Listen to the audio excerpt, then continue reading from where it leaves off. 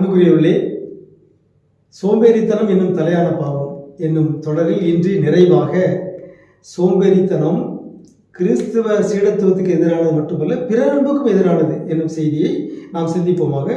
2 தெசலோனிக்கர் 3ஆம் அதிகாரம் 11வது இறைமொழியில் பவுலடியார் சொல்கிறார், உங்களுள் சிலர் எந்த வேலையும் செய்யாமல் சோம்பேறிகளாக சுற்றி திரிந்து பிறர் வேலையில் தலையிடுவதாக கேள்விப்படுகிறோம். ஆகவே சோம்பேறிகள் தாங்கள் மட்டும் சோம்பேறிகளாக இருப்பதோடு பிறருடைய வேலையும் கெடுக்கிறார்கள்.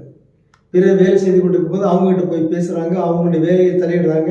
நீ மட்டும் என் வேலை செய்கிற, எங்களை போல நீனும் சும்மா இரு என்று பிறரை கெடுக்கிறார்கள். அது பிறரன்புக்கு எதிரானது, பிறரையும் பாவத்திற்கு தூண்டுகிறது. எனவேதான் சோம்பேறிகளை விட்டு நாம் விலகி இருக்க வேண்டும். பவுலடியார் சொல்கிறார், இவர்களை விட்டு நீங்கள் விலகி இருங்கள்.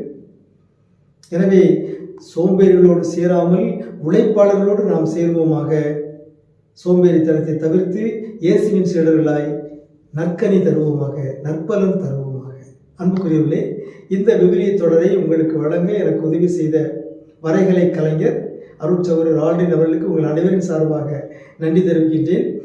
இறைவனின் பேரிரக்கத்தால் மீண்டும் ஒரு விவிலிய தொடரில் உங்களை சந்திக்கும் வரை உங்களுக்கு அமைதி உரித்தாக. உன் மகனேனும் தகுதியிற்றே, உன் மகளேனும் தகுதியிற்றே.